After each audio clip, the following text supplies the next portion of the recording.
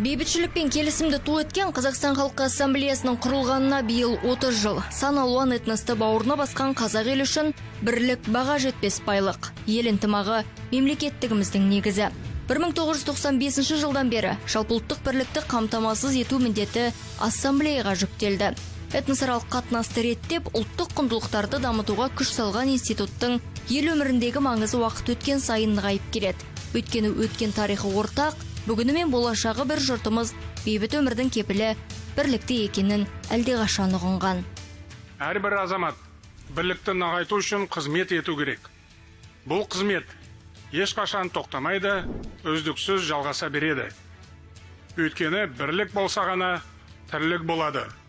Біз осы мызғымас қағидаға әрдайым адал болуымыз керек.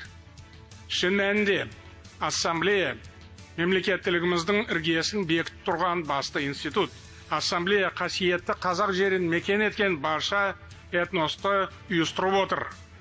Онда еңбек етіп жүрген азаматтарды бірліктің елшісі деуге болады.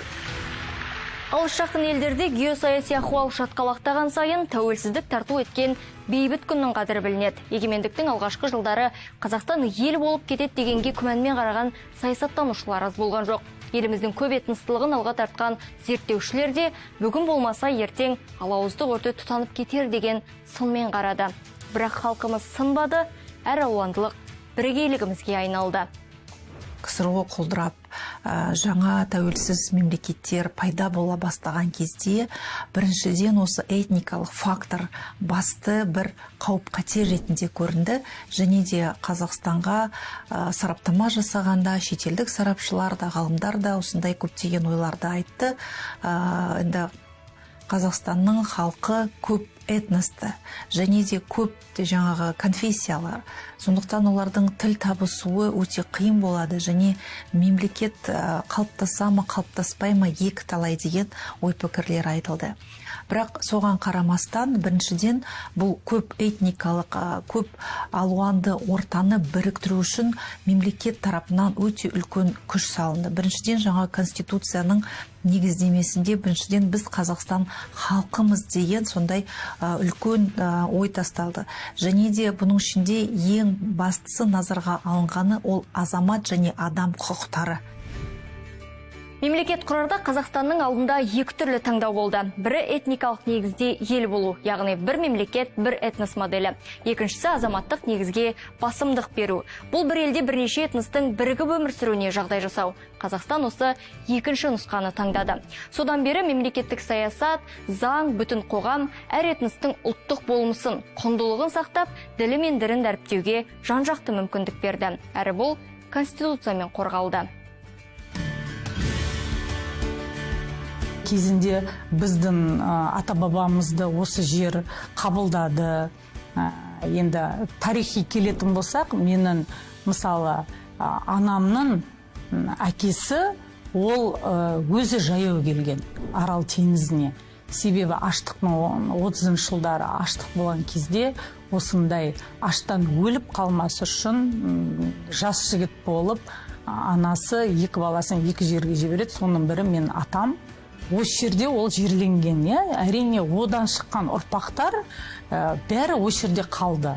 Көшіп кетіп, немесе қайттан сол тұрған жерге оралу деген орын алмаған. Неліктен? Әрине осы жерде тұрмыс тұруға жақсы бар жағдай мүмкіншілік жасалғандықтан. Наталья Мишукованың әкесі Мәскеудің тумасы. Ол Арал теңізінде еңбек етуге 17 жасында арнайы келген. Бар ғұмырын Аралға арнаған капитан осында отбасын құрып, ұрпақ өрбітіпті. Сыр елінде кіндік қаны тамған Наталья бүгінде қазақ отбасының келіні. Әрі Қызылорда облысындағы орыс қауымдастығының төрағасы. Әулетінде қазір 4 ұлттың өкілі бар. Интернационал отбасында дәстүрлер сабақтастығы мен сыйластық бәрінен жоғары тұрады. Бірлік деп жатырмыз, бізде енді қарап отырсаңыз, басқа әлемдегі жоқ нәрсе ғой, жаңа сәләл деп айтып жатады, кәрістердің жаңа жылында бәрі бір-бірін құттықтап отырады. Интернационалдық отбасы болғандықтан бізде жаңағы атап өтеміз ғой әр ұлттың мерекесін. сол кезде ет тамақта асылып жатады, наурыз көжеде жасалынып жатады, иә, мысалы кәрістің тамағында жасап жатамыз арасында. Себебі менде отбасымда апам кәріске күйеуге тиген, менің сіңілдерім кәріс өкілдері. Осы жерде менің жұбайым қазақ елінің келінімін. Керек кезде орамал тағып, үлкендерге сәлем беріп, етімді асып, әрине бар нені сақтаймыз, және де салт дәстүрлерді 100% білем деп айта аламын. Себебі мен сол салт дәстүрмен өскен адаммын. Жиі анамен бірге бүкіл қазақтардың тойларына барғанмын. 30 жыл ішінде ассамблея консультативтік кеңесші органнан парламенттік өкілдік құқығы бар конституциялық институтқа айналды. Мемлекет басшысы ассамблея ұсынысы бойынша Қазақстан Республикасы парламенті сенатына 5 депутатты тағайындайды. Олар заңнамалық деңгейде кері байланысты, қоғамдық бақылауды қамтамасыз етуге және ассамблеяны этностар мүддесінің жиынтығы ретінде танытуға жұмылдырылған. Мен жеке өзім, менің осы сенаттағы әріптестерім, мысалы этнос өкілдері Қазақстан халқы ассамблеясының атынан осы жоғары заң палатасында жұмыс істеуге мүмкіндік алып отырмыз. Бұл жерде енді тек қана 5 этностың өкілдері емес, бұл Қазақстан халқы ассамблеясына, Қазақстан халқы ассамблеясының өкілдерінің дауысының осы республика деңгейінде шығуына, олардың мәселелері бар. Соның ішінде бізде барлық этностың өкілдері бір бола отырып, осы қазақ мемлекеттілігінің болашағы үшін қызмет атқаруға мүмкіндік туып отыр. Мен толық сеніммен айта аламын, бүгінгі таңдағы Қазақстанда өмір сүретін, Қазақстанның өзінің отаным деп білетін барлық азаматтар осы отанда өмір сүріп жатқанына, бүгінгі таңдағы келіп жеткен, қол жеткізген байлықтарымызға қуанады, өздерінің жетістігі деп біледі және өзінің болашағын сол Қазақстанмен байланыстырып отыр. Іргесі қаланғалы Қазақстан халқы ассамблеясы талай әлеуметтік саяси маңызы бар жобаны жүзеге асырды.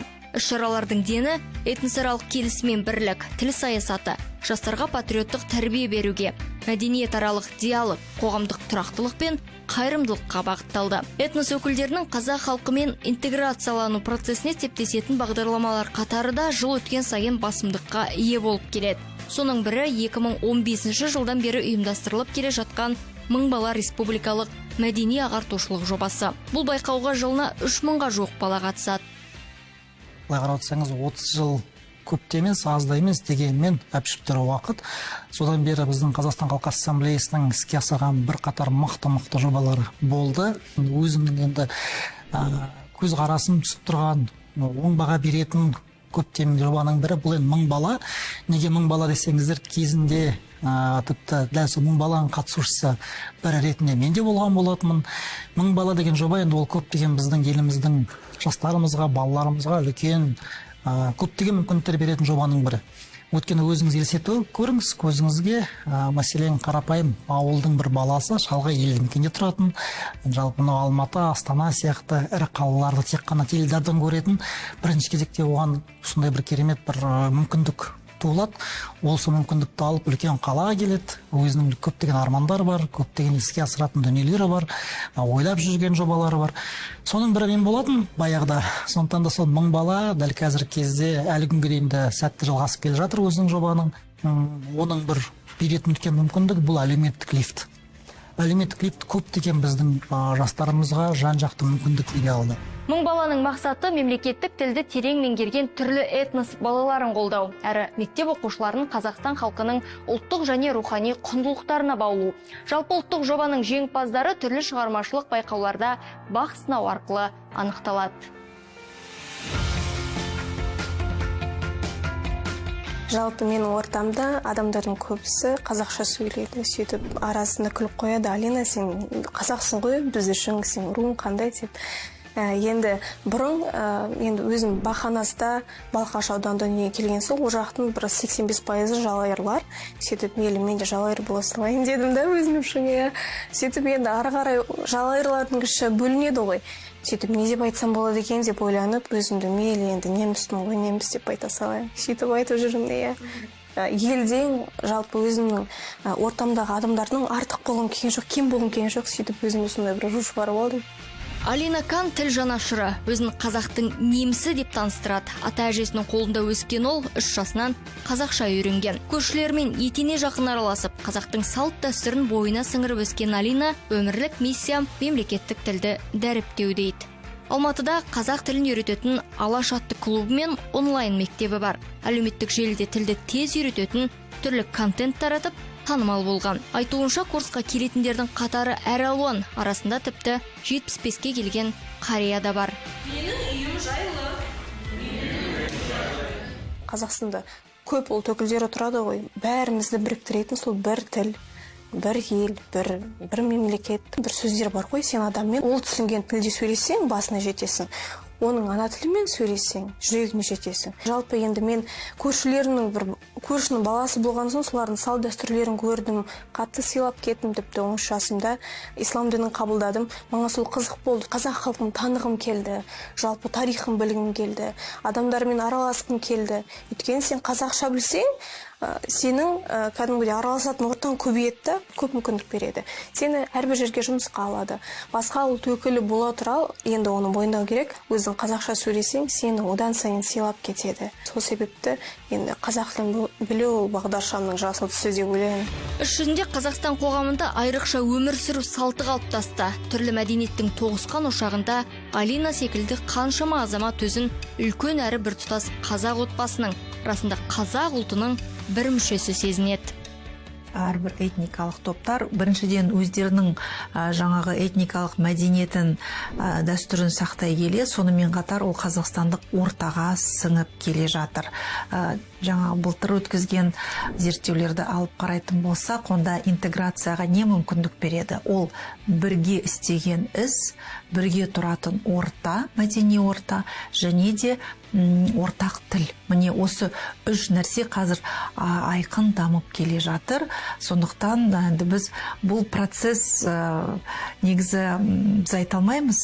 Міне біз қалыптастырдық бір тұтас елді, және осымен біз жұмысымызды аяқтаймыз дегенде, ол процесс әрдайым жүріп отыратын. Өйткені өмірдің ағымына байланысты жаңа бір факторлар пайда болады. Мысалы, қазіргі қауіп-қатерлер көбінесе мынау ақпараттық ортада деп жатамыз, және геосаяси фактор қазір өте күшті ықпал етіп келе жатыр. Ал негізгі мақсат бұл жаңағы азаматтық бірегейлікті нығайту, және елдің тәуелсіздігі мықты болу керек. Міне осы 2 негізгі фактор біздің бір ұлт, бір мемлекет болуымызға мүмкіндік береді. Бекем бірлікке сыза түсірмеу үшін ассамблея қашанда алауыздықтың алдын алуға әрекет етеді. Ұйымның елдесу мен татуласу жобасы, ақсақалдар мен аналар кеңесі этномедиация арқылы даулы жағдайларды шешуге ықпал етеді. Оның сыртында республика бойынша бірлікке бастама болатын 20 этномедиация орталық пен 21 кеңес жұмыс істейді. Оның құрамына кәсіби медиаторлар, заңгерлер, педагогтар, психологтар, дінтанушылар, журналистер мен қоғамдық пікір көшбасшылары кіреді. Кез келген халықта өзінің бір бұзықтары, тентектері болады, ондай бір оқиғалар болып жатады. Оқиғалар болғанда бұл тұрмыстық оқиғалар. Ал бірақ саяси оған тұс беру, оған осы этносаралық тұс беруге әрекеттенетін топтар да бар. Олардың әрекеттерін біз алдыңғы кезеңдерде де бүгінгі таңда да көріп жатырмыз, соған қарсы әрекет жасаймыз. Ал енді сол ұлтаралық тұс берілген жерлерде ассамблеяның жұмыстары қандай?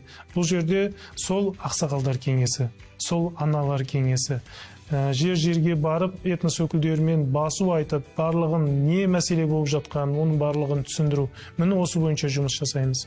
Тағы да мына перденің артында көрінбейтін, халыққа көрінбейтін тұстарда бар жұмыстың. Бұл жерде мысалы барлық құқық қорғау органдарымен тығыз қарым-қатынаста осы Қазақстан халқы ассамблеясы, біздің арнайы секретариат бар, сол секретариат жұмыс жасайды. Бүгінде республика бойынша 35 достық үйі бірліктің отауы болып отыр. 1000-нан астам этномәдени бірлестік жұмыс істейді. 15 тілде хабар тарататын 53 этностық бақ ресми тіркелген. Жалпы ассамблея құрамында 2000-ға жуық азамат ынтымақтың ұйытқысы болып, еңбек сіңіріп жүр. Университетке оқуға келген кезде, деканатқа келсем, деканның хатшысы айтады, түсінбедім дейді, сіздің фамилияңызға қарап, сіз қазақ тобында тұр екенсіз, мен сізді орыс тобына ауыстырып қойдым деп. Содан университетте 5 жыл бойына орыс тобында оқып шықтым. Айтары бар, енді қиналдым.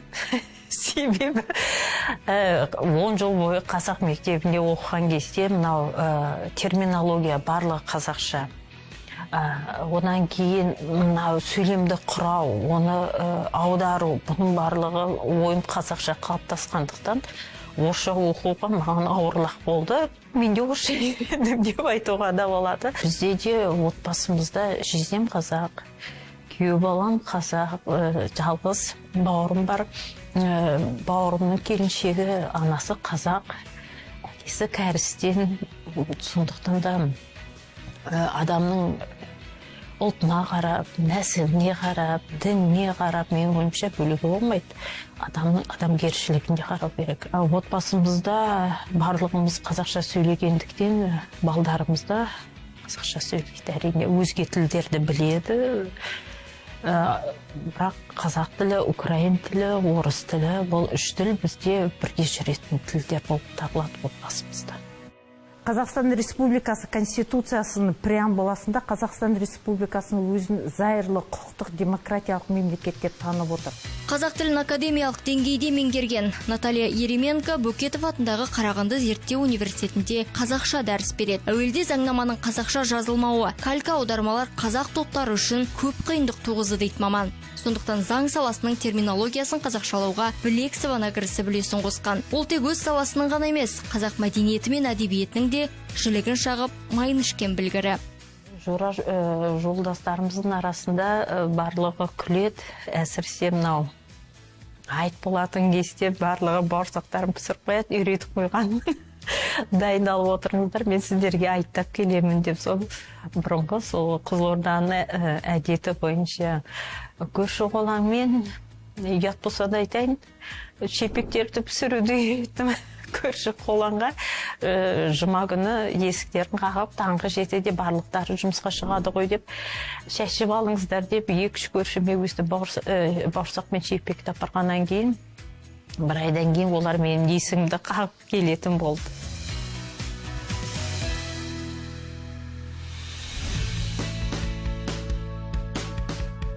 Институттың маңызды қоғамдық құрылымының бірі ассамблея жастары. 2021 жылы президент тапсырмасымен құрылған ұйым елдегі 10 мың белсенді жастың басын қосты. Ассамблеяның еріктілері төтенше жағдай кезінде алғашқылардың бірі болып қазақстандықтарға көмекке келеді. Мысалы, былтырғы алапат су тасқыны кезінде жүректен жүрекке атты ауқымды акцияны іске асыруға 12 мыңнан астам белсенді тартылды. Біз жас буынға өздерін дамытуға көмектесетін ірі жобалардың іске асуына жол аштық. Мысалы, өткен жылы ғана түрлі форматта 3 мыңнан астам іс-шара өткіздік.